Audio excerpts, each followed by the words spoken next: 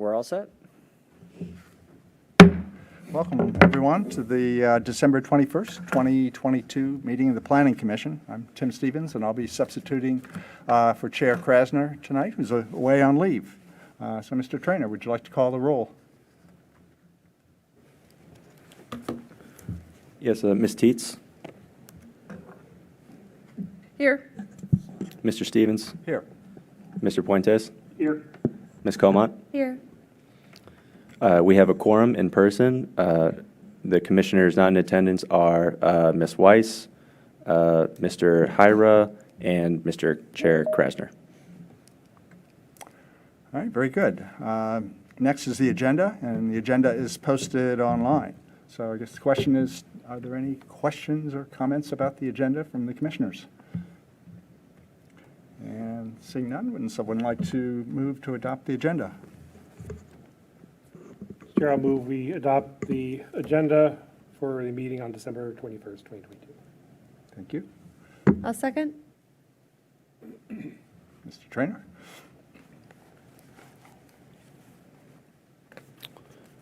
Ms. Teets? Excuse me? It's for the agenda. Oh, I'm sorry, aye. I thought we were still like doing the second. I was trying to figure out the microphone it's on the wrong side from the norm. So you vote? Yeah, did I? Mr. Puentes, Yes. Ms. Comont, Yes. and Mr. Stevens. Yes. Motion passes. Okay, the next item is one of our action items, the T-zone public hearing, which will be deferred tonight. So as discussed at our last meeting on December the 7th, the Planning Commission decided to defer action on T-zone until our February 15th meeting. So the commission does plan to hold a work session on January 25th, but it won't be taking public comments at that time. So the next opportunity for public comments will be at our February 15th meeting. Of course, written comments can be submitted anytime to either the clerk of the City Council or to the clerk of the Planning Commission. So with that, are there any questions or comments from commissioners? Just one very quick question. In the staff report, the items that are highlighted in gray are the new items. Is that just lines 431 to 433? Yeah, the only new items, I think, are the schedule adjustments towards the bottom. Thank you. What are those lines again, Mr. Puentes? 140? 431. Oh, 431.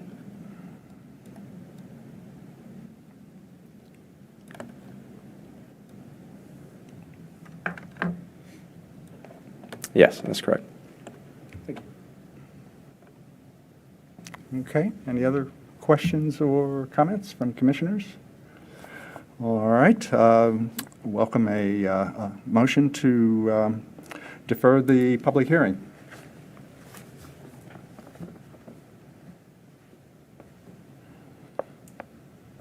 I move that we I move that we defer the public hearing. Do we have a specific date for that deferral? February the 15th. To February the 15th. I'll second. Mr. Trainer, would you like to call roll? Yeah, Ms. Teets, Yes. Mr. Puentes, Yes. Ms. Comont, Yes. Mr. Stevens. Yes. Motion passes. Okay, thank you very much. Our next item is the annual report. Mr. Stoddard, would you like to take that? Sure, I'll introduce it briefly before handing it over to staff planner on this one, Mr. Jack Trainer. So this is sort of a common form for you all. It's your annual report, which should look very similar to reports in previous years. You all have reviewed this, I think, at one of your recent meetings, but it highlights the organizational activities of the group as well as any votes that you all took throughout the year. I'll flip it over to Jack for any updates since you all saw it in your recent work session. Thank you, Mr. Stoddard. The only updates are pictures in making it look like an actual presentable document. I think previously, when we last looked at it, it was just text, And so pictures were taken from different events throughout the year related to the Planning Commission and planning initiatives, including a couple of the commissioners themselves sprinkled in. And yeah, so those are the only substantive changes from the draft that was presented last time. Okay, thank you. Any comments from commissioners? I've got a few, but I'll hold off. I didn't have any changes. I thought this was a nice summary, and I just wanted to thank Mr. Trainer because I think you were the one who drafted this, so thank you very much for putting it together. Yeah, I didn't have any changes either. It's nice to see all the pictures in there. Although I don't know if our chair is going to love having that close-up of his. I did have a comment on that one photograph, which I know the focus of it is the Welcome to Falls Church, but behind it, unfortunately, is a building that's in the county. I think we can all kind of appreciate that, but I'm just wondering when Mr. Krasner presents his report to the council, if that will possibly solicit a comment from someone as by the way, did you notice that that building in the background is not in the city? Gotcha. We have other pictures of the wayfinding signs that have the city in the background. I think having the little city sign is great, but yeah, if you can find one that has Sure. a building in the city, it just, again, I think it's just to kind of hold off any possible intervention that we might not want. And it's really just the angle of that one, because if you turned it a little bit, then Coons would be behind it. Yeah, there you go. But otherwise, I agree. It's a good report. I was going to ask, last year, I think at our advance, we identified some themes that we recommended that Chair Krasner present in his annual report to the city council. Is the thought that we would do something similar this year? That's certainly an option you all would have. Typically, you all would have sort of historically would have incorporated those into the report themselves, but I think you could also sort of decide them later and present them when you make your in-person report to council. One of the things we did do in drafting this, I think the council is trying to be more transparent or more directive about sort of the key change items they'd like to see accomplished in the work plan. And so we did highlight those items from the work plan that are references to sort of the Planning Commission's purview and really asking the Planning Commission to take on a leadership role in advancing those. So those are highlighted at the back of the plan. But certainly if you all had some thoughts about themes or issues that the council ought to be considering, you guys should feel encouraged to raise those. Good point to tie into the council's work plan. Makes perfectly good sense. Okay, is that all that we needed to provide to you this evening, or was there something else perhaps that you might be looking for? I think that's helpful. We can certainly look for sort of the revised photos that were mentioned. I do think we're looking for a vote tonight, just so that we can wrap up the report and make clear that it is the final form that you all want to use when you make your presentation. Very good. Would someone like to make a motion?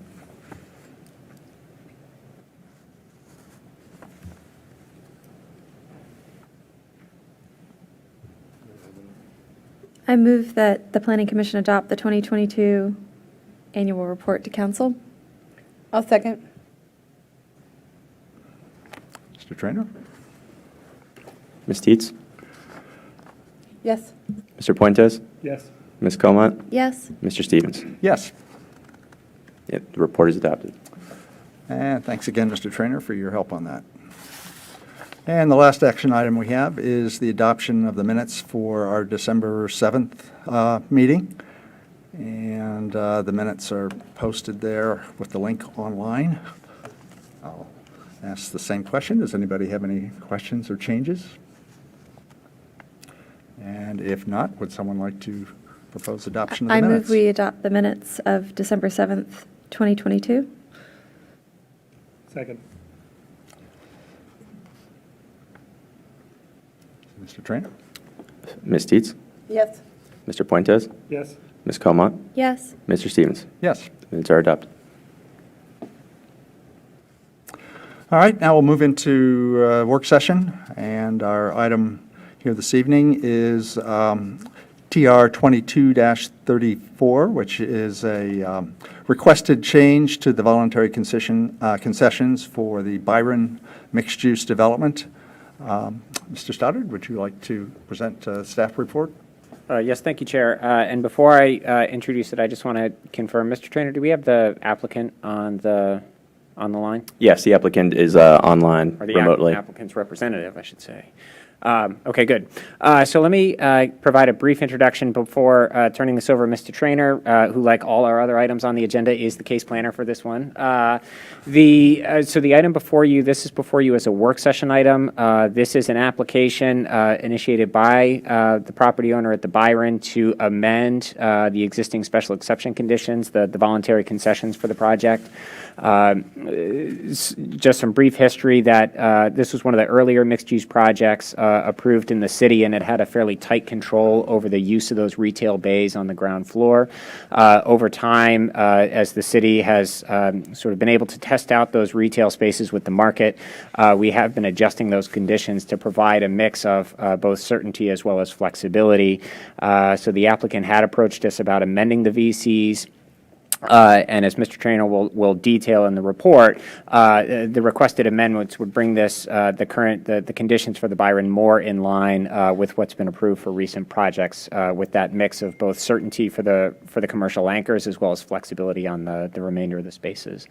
So like I said, this is before you for work session item tonight, and this is scheduled to come back to you. I just want to flip down to the schedule. This is scheduled to come back to you for your final consideration on January 18th. 18th, So this would be your first and final work session on this item by the tentative schedule. And of course, between now and then, the expectation is that the applicant would provide any slip sheets or updates in response to any comments that you all make tonight. But with that, I'll turn this over to Mr. Trainer. Thank you, Mr. Stoddard. As was mentioned, this is an application to amend the voluntary concessions community benefits terms and conditions for the Byron mixed-use building located at 513 West Broad Street.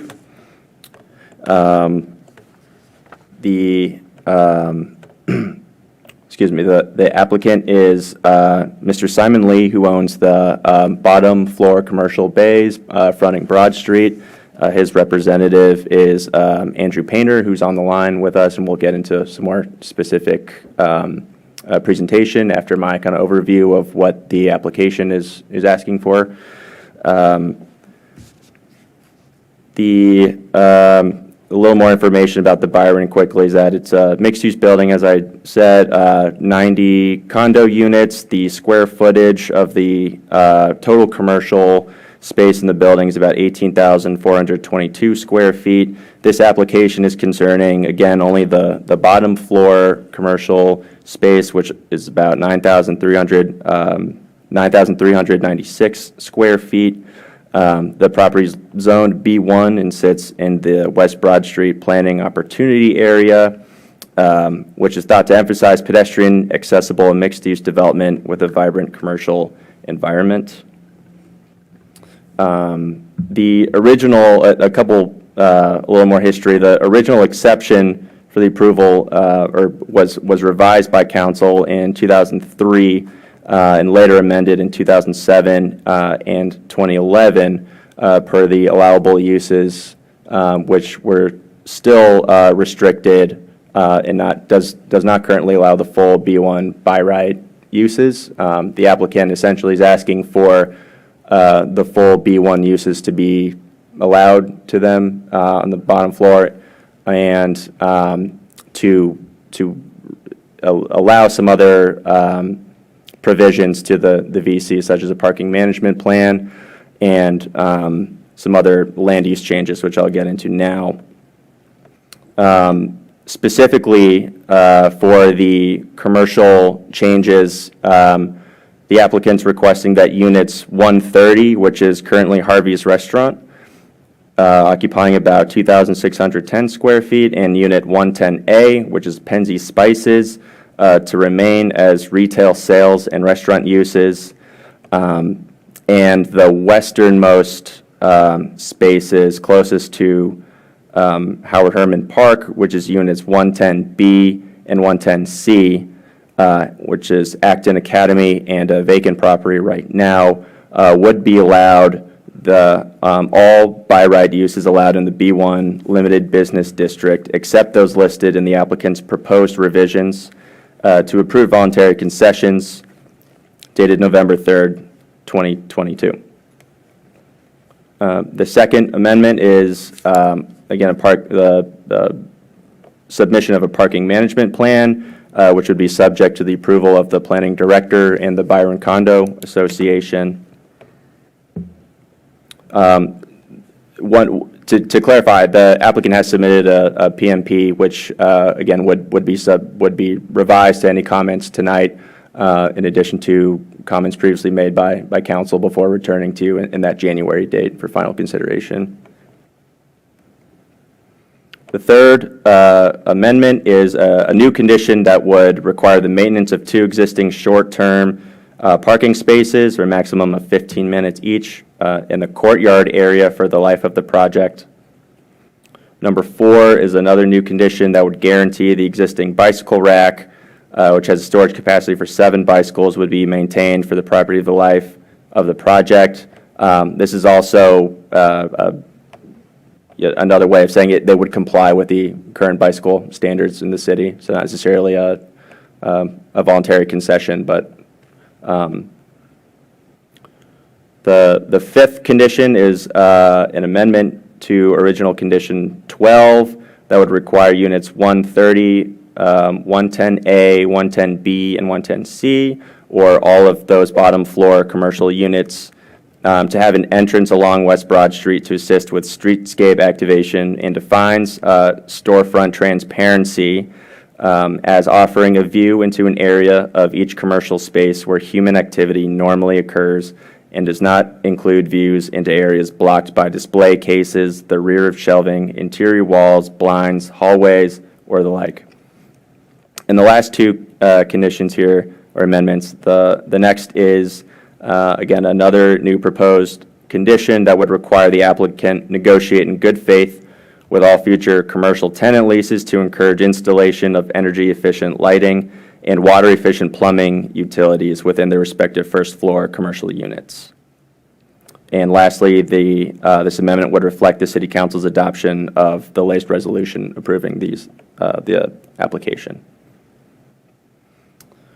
The recommendation, a couple notes that staff wants to point out is that the certainty of the parking management plan and the dedicated spaces for retail and other commercial uses is seen as a plus, as well as the certainty of commercial anchors paired with flexibility for other spaces to respond to market changes. This should limit the long-term vacancies of the project that the Byron has seen in its history. And lastly, expanding the by right uses to everything in the B1 zone would be consistent with recent approvals for other mixed-use projects such as Founders Row. So with that, I'll turn it over to Andrew Painter, and he has a presentation prepared. Mr. Painter, I see you're online. I can. Before we do that, I'm just wondering if there are any questions from the commissioners Sure. on the staff report. Sure. So I'll open the floor to the commissioners. No? Not yet. No? No. Okay. I guess we're all good. Okay, very Okay. good. Mr. Painter, I have your presentation. You're also welcome to share your screen, whichever Yeah, is I easier. might try to, I might try to share my screen. Can everyone see that there, I guess? I may have to. Hey, Jack, just to make the recording work, I think we actually have to run the visual through the city equipment. I think, Okay. at least it was the case, I don't know if it still is, that we historically have not been able to run on a shared screen. Is that still the case, Sophie? It's working now? Oh, I'm sorry for the interruption. I'll get out of the way. All right, I'll try to share it. Hopefully it comes up. Everyone see presentation? Mr. Trainer? That come up? We can see the presentation, but we can't hear you very well. Oh, great. Is this any better? A little better. A little bit. Good force on the throat there would help. Okay. We try that, and I'm sorry, apologize. I'm kind of, all right, how's this? Are you able to hear me now a little bit better? Better, but Okay. Well, I will try to speak up then. I apologize that I'm not there in person. I am, as you can tell from my background, perhaps, I am working from my in-laws' garage in beautiful Fort Mill, South Carolina. But I appreciate everyone joining this evening. My name is Andrew Painter, and I'm speaking on behalf of the applicant, the Byron at Falls Church LLC. It's an entity that's owned by Simon Lee, and Mr. Lee owns the 4 ground floor commercial units at the Byron. That's units 110, A, B, C, and then unit 130, so 4 units. We have filed a special exception amendment, and it's a text amendment to the voluntary concessions for the Byron. And the idea, as Mr. Trainer had mentioned, is to permit additional flexibility in the Byron's ground floor commercial spaces to prospective tenants. And just to make sure everyone understands, there's actually 4 spaces with the Byron. And again, it's 110A, B, and C, and then unit 130, where the Harvey's is. So Penzies and Harvey's, when we filed the application, they were included in it. And after a lot of discussion with staff, those have been nixed from the applications. The application only applies to the 2 end cap spaces adjacent to Howard Urban Park, which is unit 110B and C. So where Acton Academy is today, and then the vacant commercial space between Acton Academy and Penzies Spices. As Mr. Trainer mentioned, this has sort of been a long time coming. And when the Byron was approved about 20 years ago, it was in a time when the retail market was in a totally different situation. And as Mr. Trainer mentioned, the application seeks to bring these 2 spaces on par with other commercial projects in the city. It's a fairly narrow request. And then, again, at the time of the approval, this was one of the first mixed-use developments in the city. And it was at a time when the city sought to limit certain retail, service, and office uses to that which was believed to inhibit the creation of a vibrant and pedestrian-oriented environment. And the goal was really to limit the project's street-level uses to what I would call traditional retail sales and restaurant uses. So, now it's been about 20 years. It's clear that the retail landscape has changed, the restaurant landscape has changed, as has consumer preferences. And so we are here just to bring the 2 end spaces, which have proved the toughest to lease and have been vacant for between 19 months and almost 4 years, up to par with other mixed-use special exceptions of the city. And just to provide a quick sort of leasing overview, and Craig Cheney, who is with KLNB, he is a broker who has chief responsibility for the marketing at the Byron. He's with us this evening, and I'll invite him to say a few words once I conclude my remarks. But after about 16 months vacant, Unit 130 was leased to Harvey's in March of this year. And I think most of us have been there. It's great to finally get somebody in there, but it was over a year that it was sitting there vacant. And then after 19 months vacant, Unit 110C, which is the furthest away, it's the largest of the spaces, that was leased to Acton Academy. And then the middle space, it's been vacant for between 3 and 4 years. That has been, there's a pending lease to a nail salon, but we also have been in discussions with Acton Academy to expand into this space as well. And so, I just want to highlight this because those 2 end spaces have been vacant for a very long time. When we started looking at this, we looked at the existing sort of restrictions.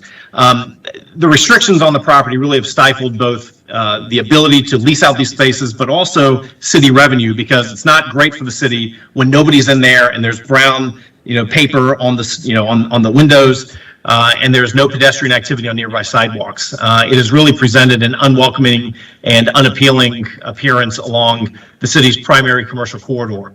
And despite a very low vacancy rate citywide, these 2 spaces have really sat vacant for a very long while. It doesn't need to be this way. The city is really limiting itself by not planning for the future. And to us, at least, this is all about long-term economic development. Retail is a very fluid situation, and we do feel it's important to unleash these 2 spaces' leasing potential by being able to better market these two commercial spaces, when vacancies do occur, to a wider variety of tenants, in line with what has been approved in the city in more recent years. Obviously, this helps the owner fill space more quickly, but there are also income losses and tax consequences to the city by keeping them vacant. And so the proposed changes before you this evening at least would generate revenue for the city. They would increase pedestrian activity, increase foot traffic for businesses, and it does allow a wider array of would-be entrepreneurs to access commercial spaces that are vacant, which in the city at least can be very difficult to do, again, given the city's low vacancy rates. Some of the leasing issues that we sort of highlighted, the top one, underutilized and underperforming vacant spaces, lack of streetscape activation along West Broad Street. They are overly strict prohibitions on retail service and office uses, which do hamper leasing. And then there's also a 5-year restriction on office tenant uses. But there is the ability for office tenant uses to get administrative approval for another 5 years. But that administrative approval is never guaranteed, and it does deter tenants.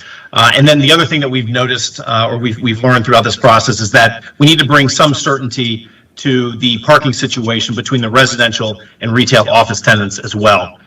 So again, the long-term goals here: unleash the commercial leasing potential of these two spaces, not all the spaces, just the two end spaces.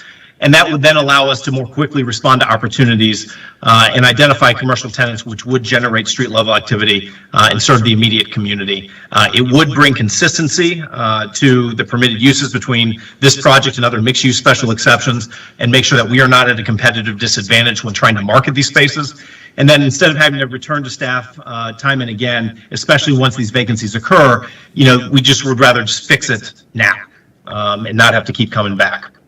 As Mr. Trainer mentioned, there's a series of proposed changes. The first change to condition 7, this really deals with the Byron's existing prohibition on retail service uses in these two spaces, as well as the placement of a limitation on the primary street frontage for retail service uses. Both of these have made leasing difficult. And as I mentioned, Unit 110C was vacant for 19 months before it was leased. Unit 110B has been vacant for more than 3 years. And so it's clear that there's a need for a change. And rather than just wait until these two spaces become vacant again, we think it's important to address these two spaces now, because again, they have proved the most difficult to lease. The proposed change to condition 8 requires a new parking management plan. The parking management plan is something that we've worked out with the residential condominium. They are responsible for the implementation of it, and they would be required to implement the changes that are before you here. Color coding, stenciling on all the spaces. Again, or clear signage that's demarcating the courtyard spaces being exclusively reserved for commercial parking, courtyard spaces being reserved for 2 hours, except for the 2 50-minute spaces that Mr. Trainer mentioned. Having clear signage letting patrons know about garage parking on all levels. Making sure that commercial delivery vehicles utilize the building's loading dock, having a towing company being continuously engaged to assist with the monitoring enforcement of this parking management plan, but also making sure that the towing operators are strictly complying with the city's towing ordinances to avoid predatory towing. Alongside these changes is a graphic that shows where the parking is located on the 3 levels of the garage. The ground level is shown on the left, and the spaces that are shown in yellow or in green or purple are designated commercial spaces. And then you can see the second level and the third level. And by the time you get to the third level, they're all commercial spaces. We are coming into a situation where the original builder of this project conveyed several of the ground floor and second level spaces of the garage deck to individual residents. Those convey with the lease the realty of their unit. And so we are working in sort of that situation, but we want to make it very clear as to where these spaces are, again, demarcating them with signage, stenciling, and paint. Here's the courtyard spaces. These would be reserved in yellow for 2-hour parking, and then the 2 spaces adjacent to Harvey's would be reserved for 15-minute parking.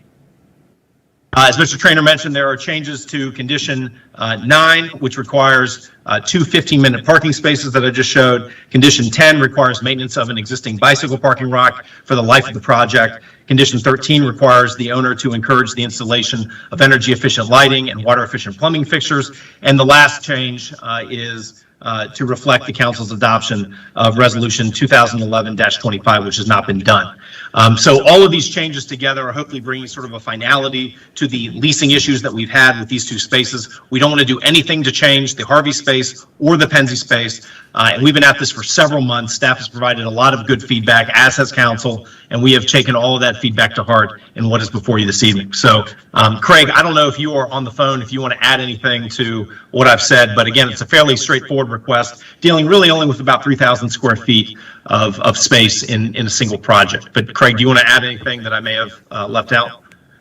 I don't know that you left anything out, but what may be helpful is if I were to speak to my expertise.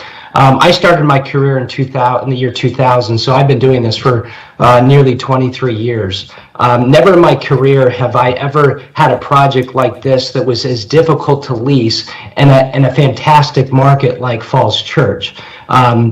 I can tell you that the challenge was not because we weren't willing to do market deals or even below market deals. The owner, Simon Lee, was willing to make concessions to get leases signed, but it has been incredibly challenging, and all because of the restrictions that were placed on the property many years ago. I guess what I may be helpful for you to understand that the two pending transactions that we could move forward on, both of them would require the approval of this voluntary concession amendment. So, I just thought it might be helpful for you to kind of know from my expertise and my experience. And I've been doing this a long time, and it shouldn't take this long, 3 to 4 years to fill a vacancy of these size in a great market like Falls Church. And I would just say, too, building on something that Mr. Trainer had mentioned, we've been working with staff about the permitted uses here. So what we're trying to do with the two end spaces is allow all the permitted B1 uses, with the exception of those that are listed in the draft that's before you: the bingo halls, the blood banks, the flea markets, the auction houses, the pornographic bookstores.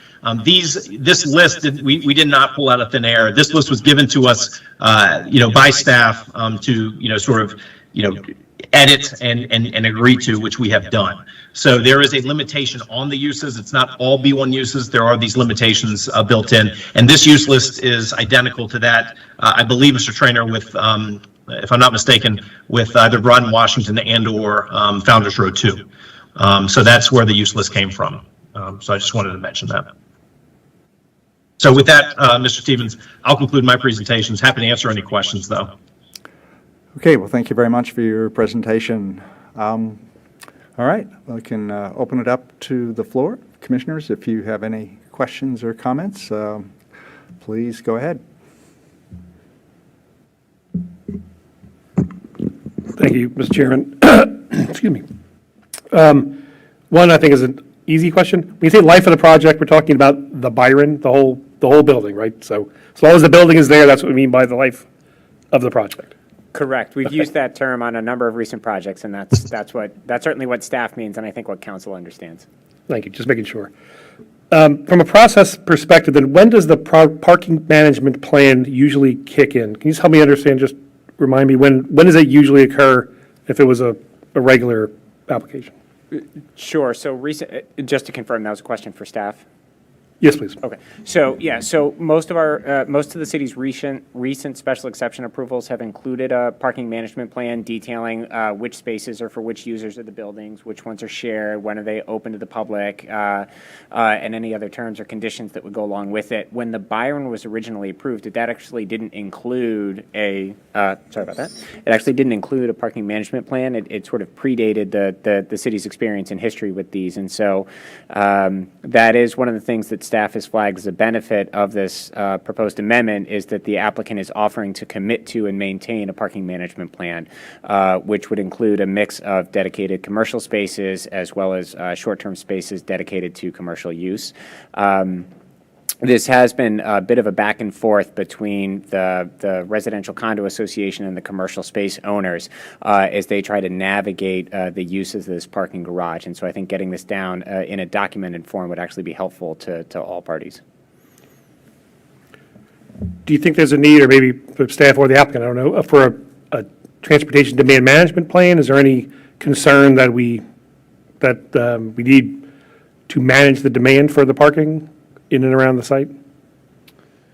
I might let the applicant speak to sort of that with their experience of sort of how the parking is operating at the site historically and what they would see as being beneficial going forward.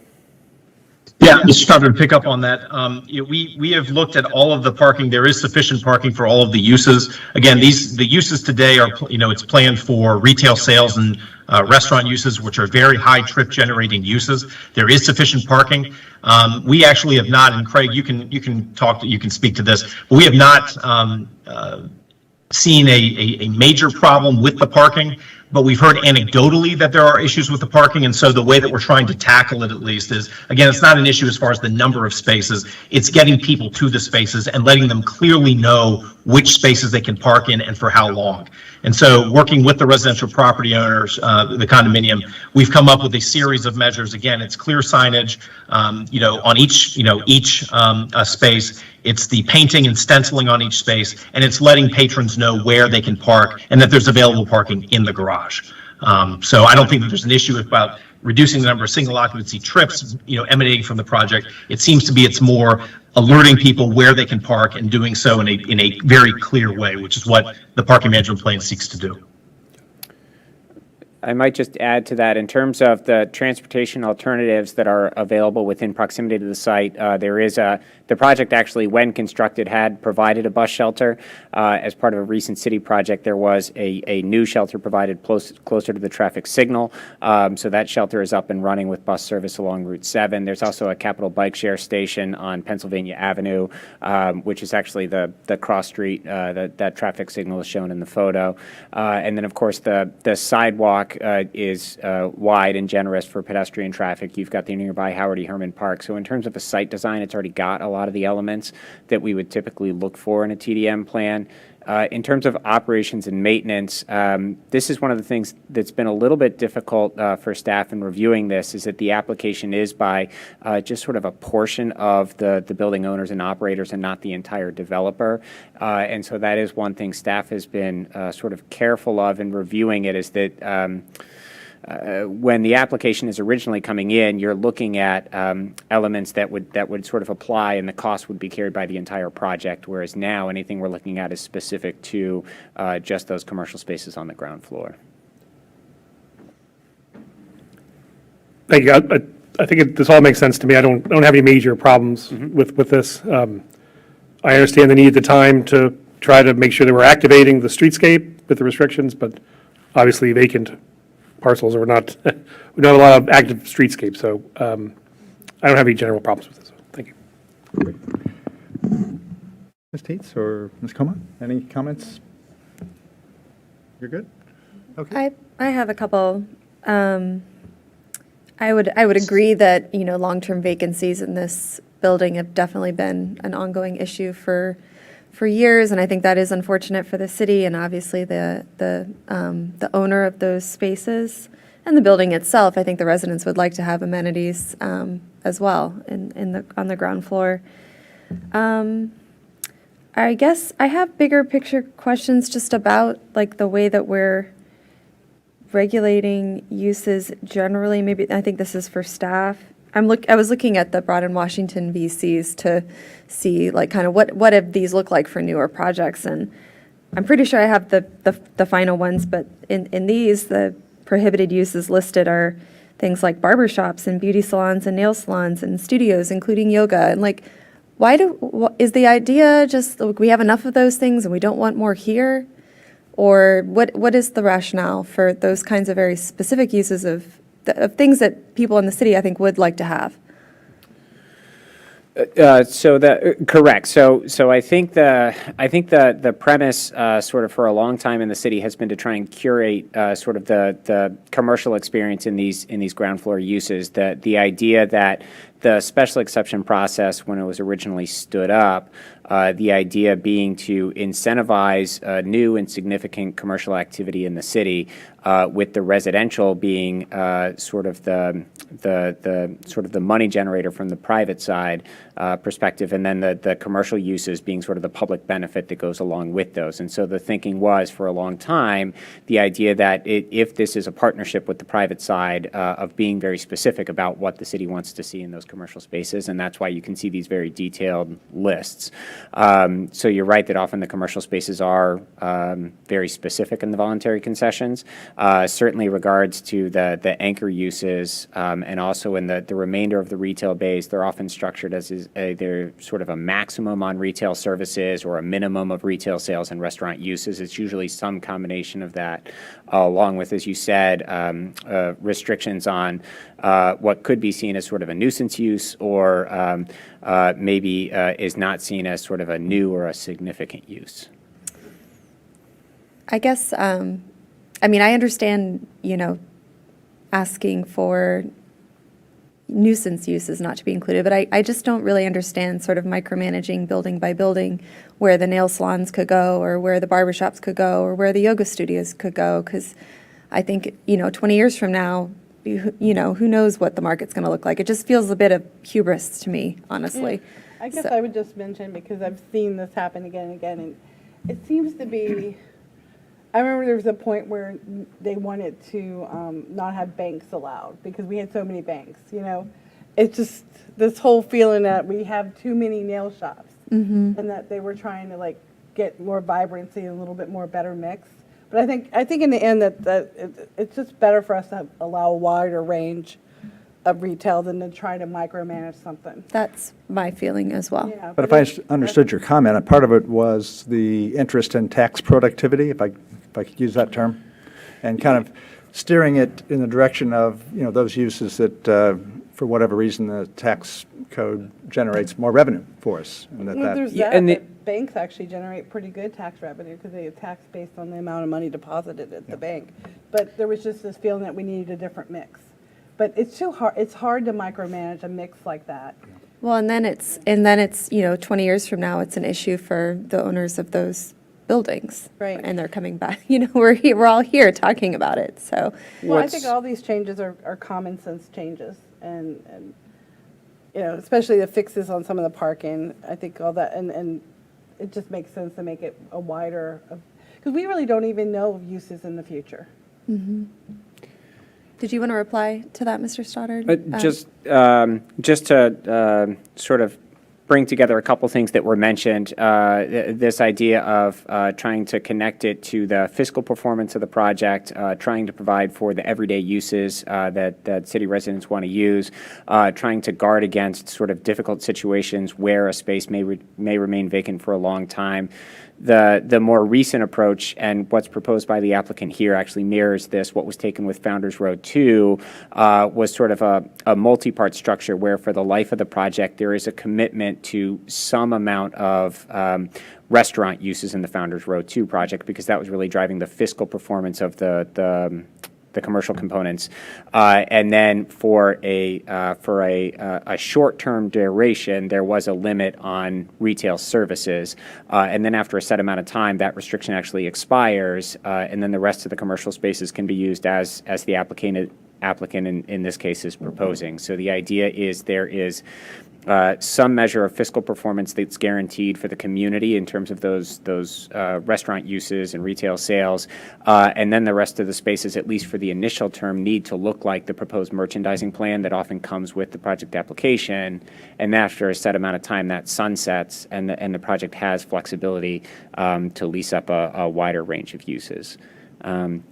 Given that this project is approximately 20 years old, it would certainly be beyond those sunset provisions. And so I think what's proposed here is this mix of commitment to the retail sales and the restaurant uses and the Harvey space and the Penzi Spices space, and then the wider flexibility in the remainder of the spaces. So to sort of close where I opened the introduction is that this is mirroring what we're trying to do more recently to provide for commitments to specific uses with flexibility in the rest of the spaces.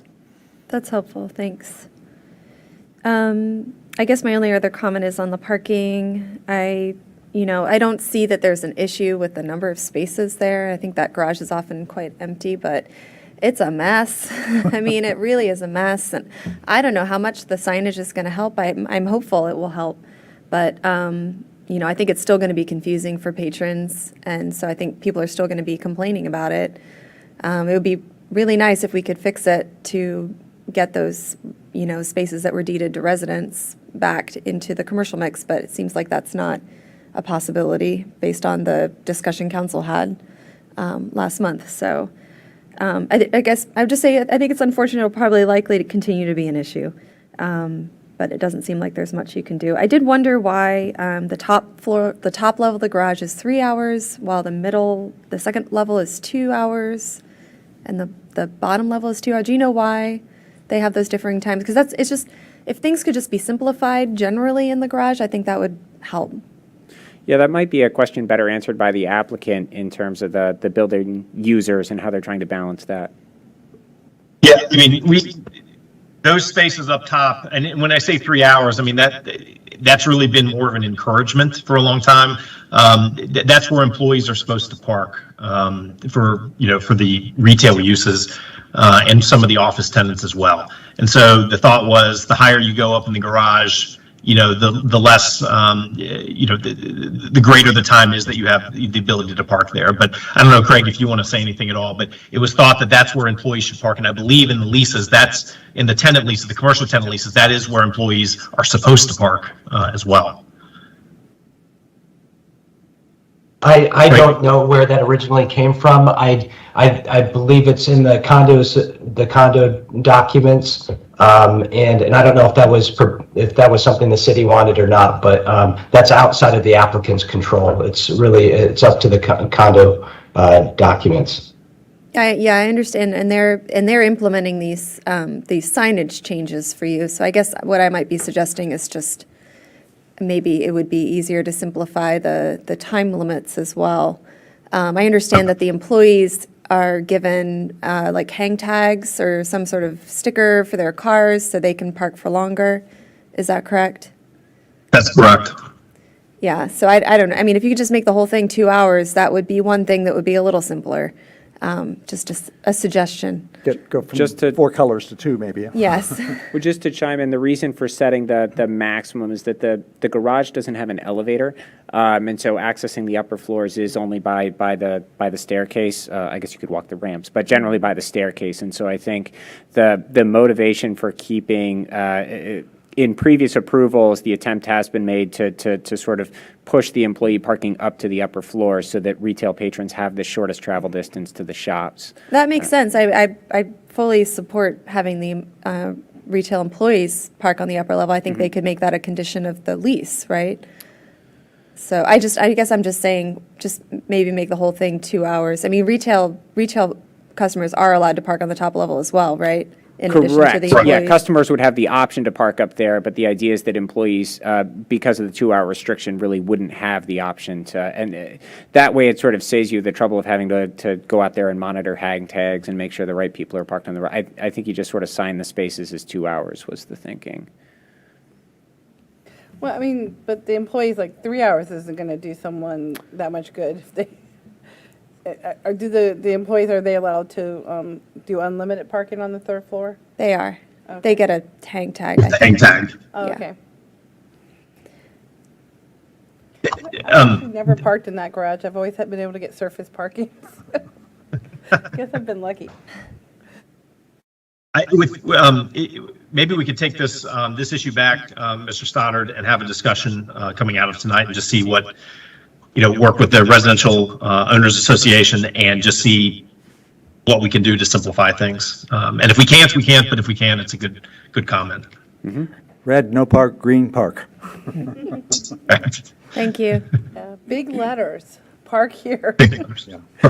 Okay, I did have a couple of questions. First of all, for the action that we anticipate taking on January the 18th, that will be in the form of a recommendation? Correct. It would be, your action is a recommendation back to council. Okay. I would agree that the parking is probably the biggest frustration and obstacle that most people run into, although, like Ms. Teets, I usually have not had a problem in the past there.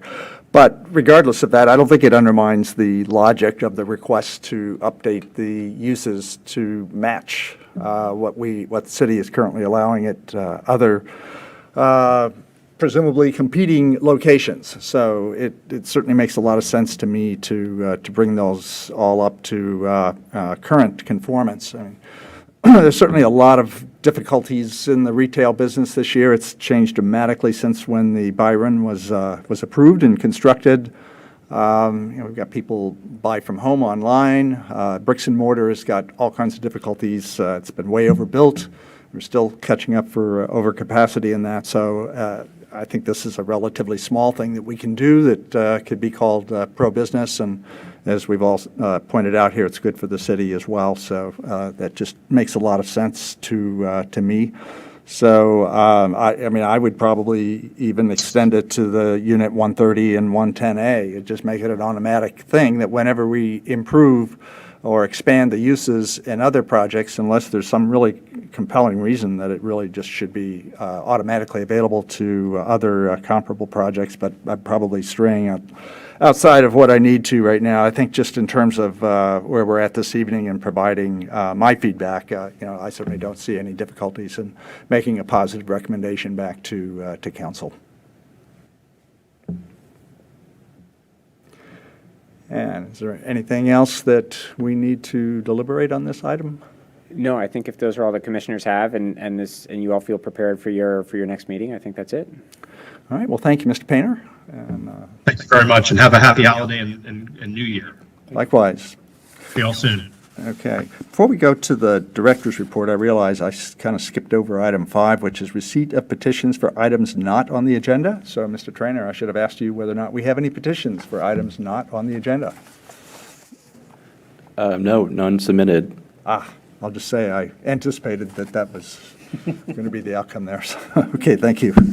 All right, so that puts us, on item 8, which is the Planning Commissioner's reports. And I see Commissioner Comont has very nicely increased our reading list with a number of very, I think, outstanding articles. Some of these I'd read previously, but it was excellent to go back and reread them with a couple of years of Planning Commission experience to kind of sharpen my focus. So thank you very much for sharing all those. Is there anything you wanted to say about these? I liked the placemaking booklet. I don't know if you had a chance to look at that. There was one.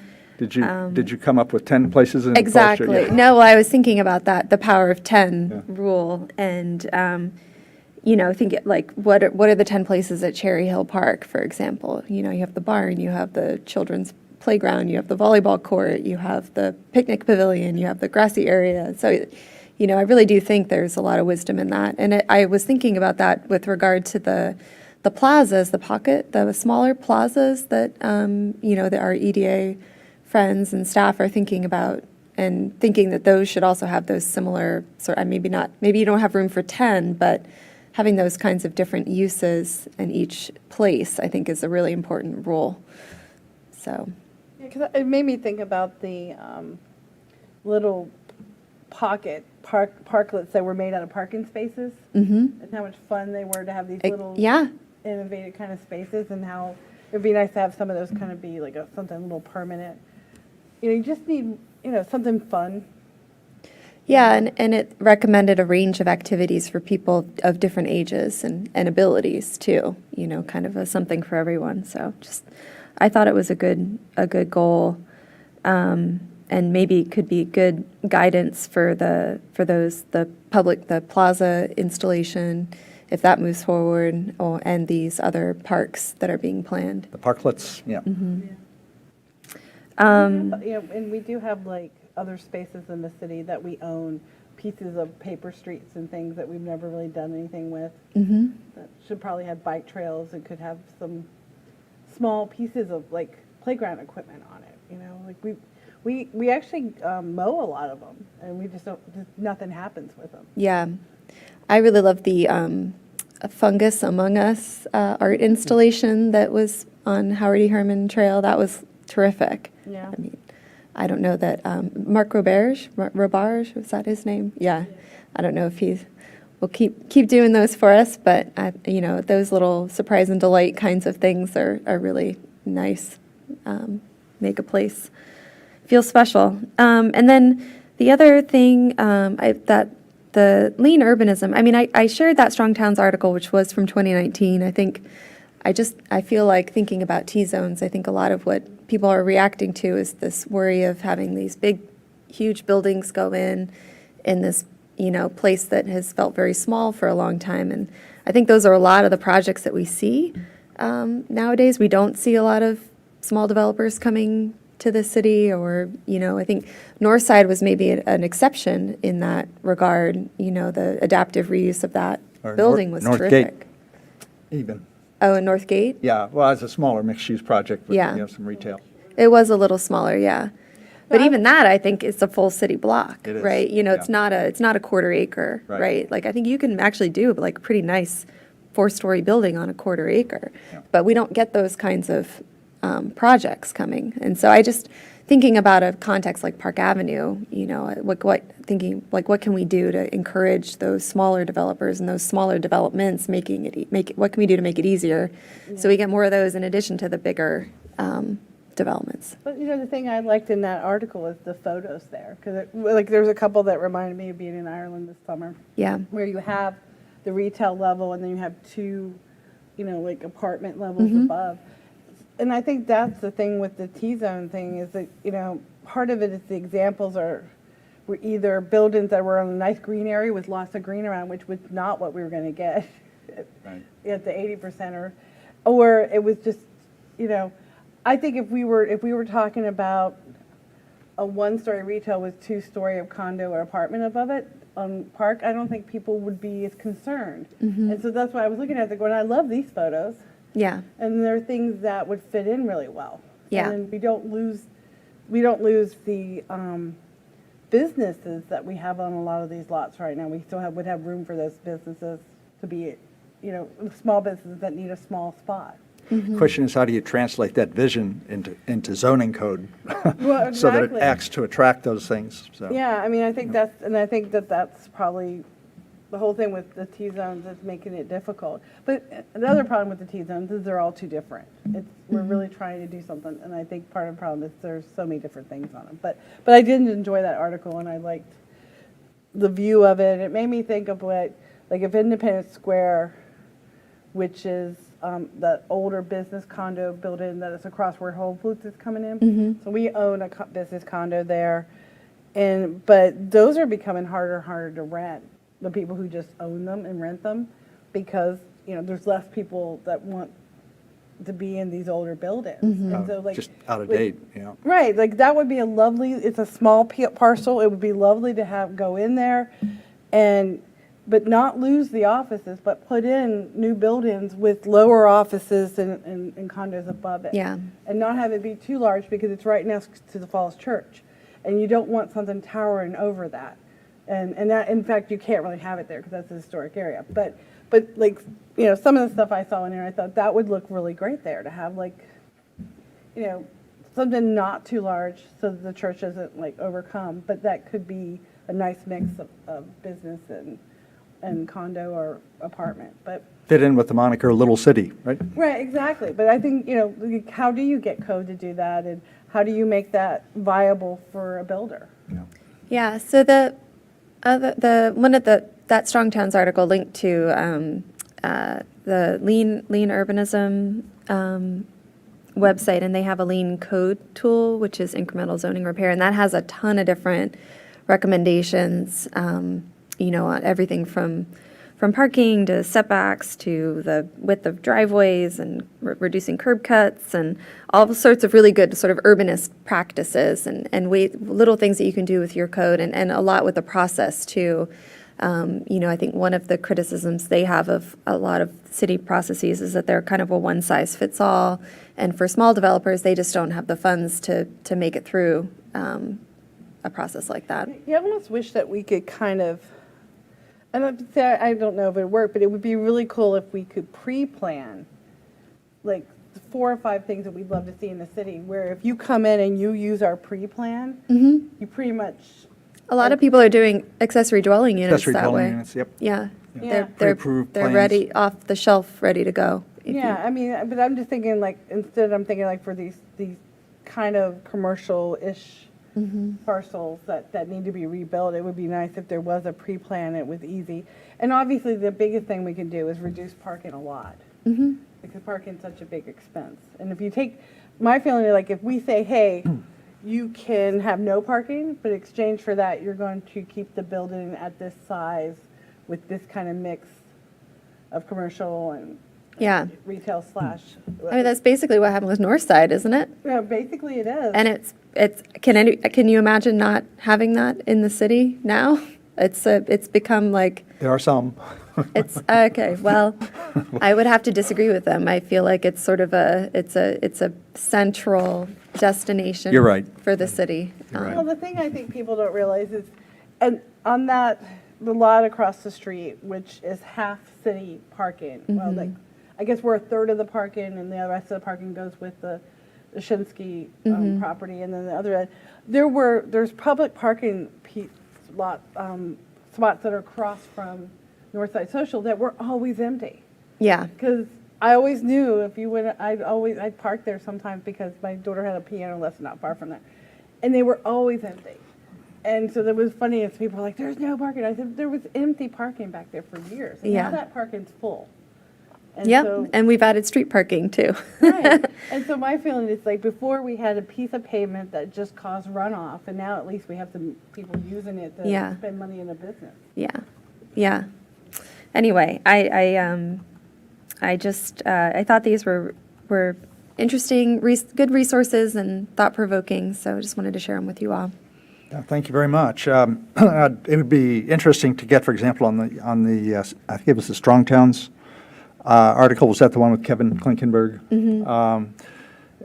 I've heard him speak before. I've met him. It'd be great to maybe put him on a list of potential candidates for our speaker series of someone who can come in and talk about smaller scale investments. It's interesting. I think he used the term substandard. Unfortunately, if he used that term here, it'd probably harken back to a different connotation from years past. But Yeah, and the Incremental Development Alliance, that I linked to in that email, they also do speaking engagements too, so could be another organization to look at for a speaker series. it's really in the future. good that we look outside of ourselves as often as we can to kind of stay up to date. So again, thank you very much. Was there anything else on that? Okay. How about commissioners' reports on any boards and commissions? Anything that anyone wants to share? I attended Rexon Park last week, and it wasn't like a super busy meeting, but mostly we just talked about the Fellows Park and that they'll be moving forward with starting to develop the actual plans now on what's going to be done there. And you guys remember what the park plan is to keep it fairly wooded and natural, but to add some trails and things like that, and fix some of the sidewalk around, because there's only really sidewalk on the front of it. Yeah. So, anyway, so they're excited to get moving on that soon. What's your frowny face for? Sorry. Just a reminder to the commission, you all are on record twice, once as part of the approved subdivision for that site, as actually requiring a sidewalk along all sides of the Right. I property. seem to recall that. Yeah, so I think that's part of what they're going to do. The only thing that was disturbing about it, and I didn't make a big deal about it because it's their meeting, is that they were sitting there trying to figure out how to do this without causing a site plan. So, can we disturb only less than 2,500 square feet? And I was just like, what's wrong with the site plan? I don't think they don't really take that long. What we found is actually projects that don't go through the site plan process actually end up second guessing themselves because there isn't a transparent process for public review. And so we found that when you don't send out notices and when people don't have a chance to review the plans, you can actually end up in a worse situation than otherwise. Well, I think that, we saw that with the preschool. They went out of their way to try not to do a site plan and it ended up causing problems And they ended up disturbing more than 2,500 square feet technically and should have really gone back for site plan. But anyway, I just kind of said, it's not a big deal to do a site plan. I think part of the issue there is the preparing all the diagrams and maybe getting an engineering report and so forth, and isn't that where the money kind of comes into a site plan? Right, but they have to do it anyway, because that's part of the park planning, is they have to have well, and that was one of the things, it's like, they have to have a landscape architect come in and actually do these plans, and look at the grades and determine how the sidewalk goes in. And I mean, and once, that, if you guys know that property, it has a lot of grade changes. It's like basically a steep hill on one side. Yeah. And so they would have to do a lot of that anyway, I think. And I think that we'd be nice to them because it's city to city. It would be cruel, but anyway, yeah. I don't know if you guys, on the preschool, they came under by like 50 square feet, so they didn't have to do a site plan. But we asked them to come and do a presentation anyway. And in the presentation, we were able to point out several things that, like fire code issues that they were not following properly. So I don't think it's a bad thing to have other people look at the project. No. But anyway, it's still exciting. It's exciting to see fellows. And the other thing that came out was that there's going to have to be a determination of name at some point. Do we change it to Fellows Park? Do it? And if there's no signage right now because it's not fully operational as a park yet, then they don't want to put signage up. Although people are walking through it, but it's not technically a park yet. It's not open for business. Not technically. Yeah. Yeah. Okay.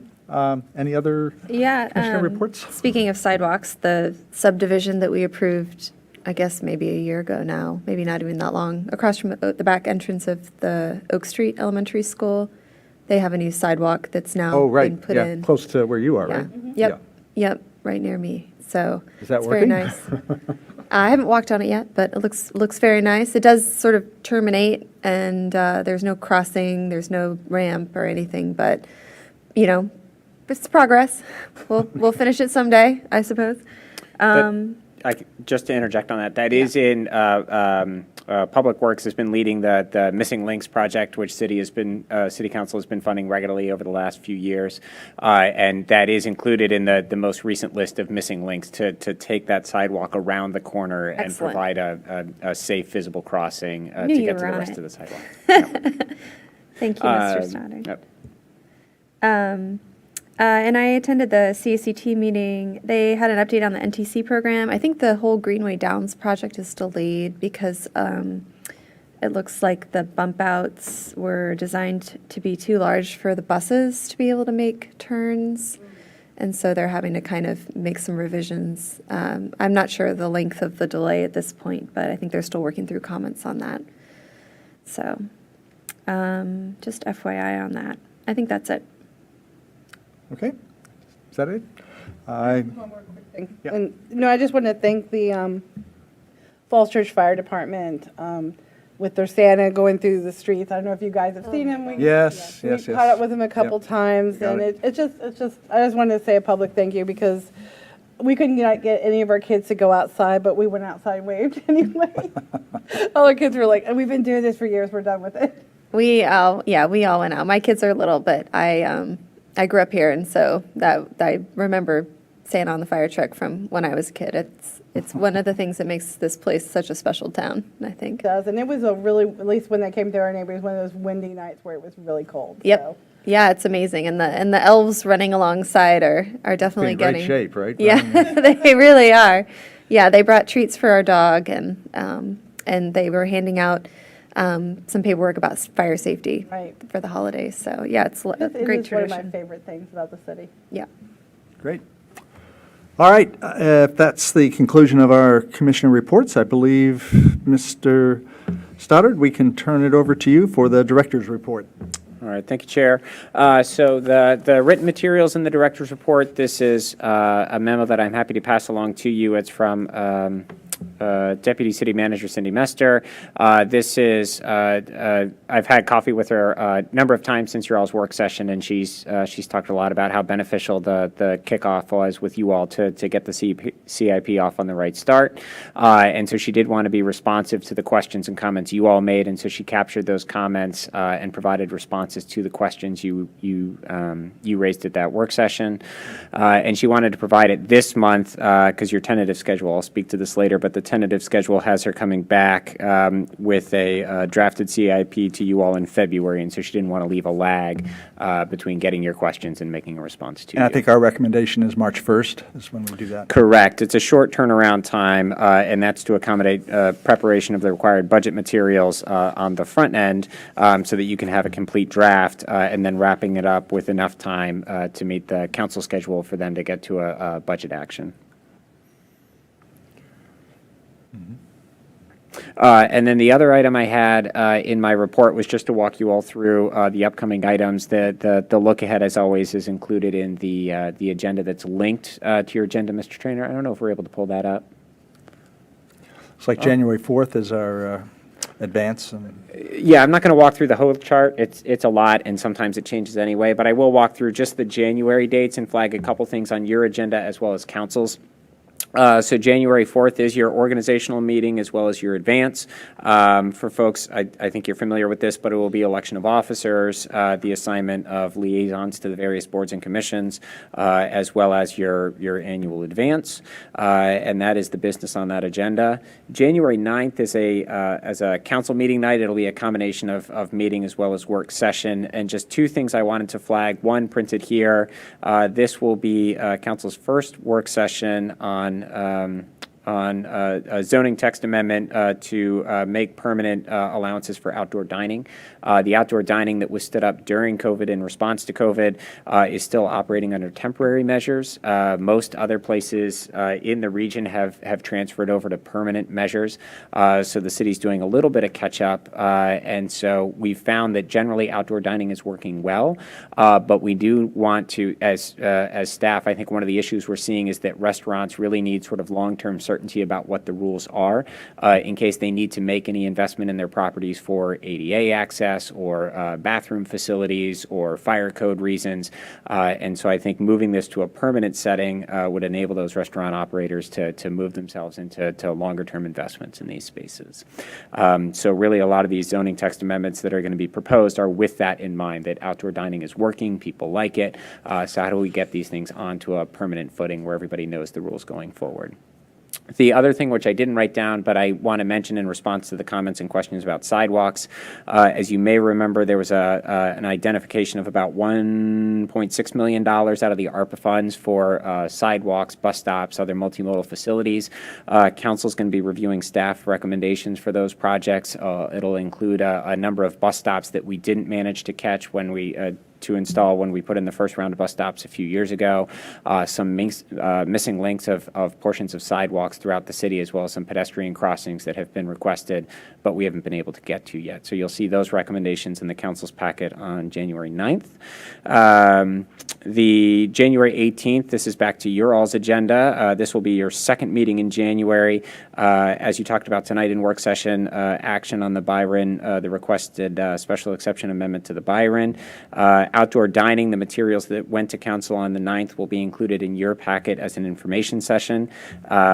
But I think the one that's going to draw the most attention is actually a public listening session that you all will be hosting for the East End Small Area Plan. I think a number of folks are learning more about the plan, and they want to have sort of more engagement with the planning process. And so we've been flyering throughout the Eden Center and the East End to invite everyone to your all's meeting on the 18th to serve as a public listening session. And we are working to have real-time translation services available for that meeting. January 23rd, this is going back to the council meeting. Depending on how the zoning text amendment is proposed, that may be going to a first reading as early as January 23rd, or it may be delayed depending on comments. And then January 25th will be your special work session, your third meeting in January, to hold a work session specific to the T-zone amendments. That's the end of January. I'm happy to answer any other questions, but I think that's probably enough of a schedule to walk through. Okay, any question or thoughts for Mr. Stoddard? No? Well, I think if I've assessed this correctly, we're at the end of the agenda. That is And correct. I will take the opportunity to wish everyone a, I hate to do this the last of the year. There was one item that was in the direct year, the correspondence about a infrastructure renewal program. What was it called? Gosh. Resourcing smaller transportation projects versus funding to adequately maintain core infrastructure. Yeah, it was a report from the DPW. yeah, the strike team, right? There was this is just a question. There was a phrase in there, that we have a tactical urbanism program. Do we really have a tactical urbanism program? And how do we, I saw that too, yeah. That was, so this is, I think this is a success from the CACT's advocacy to move the city into, to open up another avenue for delivering public benefits, so, or community needs. So a lot of transportation projects have run through the CIP program, the Capital Improvement Program. These are expensive projects that take years to assemble the funding, design, bid out, and construct. And a lot of communities have been taking a more nimble approach. You're already familiar with this, a more nimble approach to deliver transportation projects faster. This can include things like cones on the street, spray paint, community events to do murals in the streets and the intersections. They can really be a great opportunity to build community spirit.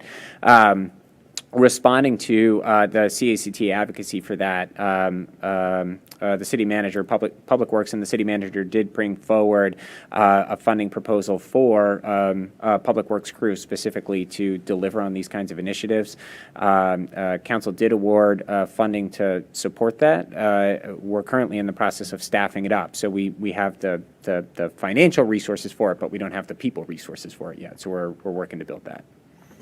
Seems like it's a kind of a challenge too. I mean, overall, I think it's a good idea, but you're creating another structure within a structure. And just it seems like it could be a challenge organizationally to keep all of that straight, but hopefully they're small enough they can do that. But is that it? Okay. Any other comments from commissioners? No? Okay, I guess now I can take the opportunity to wish everybody a happy holiday and look forward to seeing you all next year. And with that, I think we are adjourned.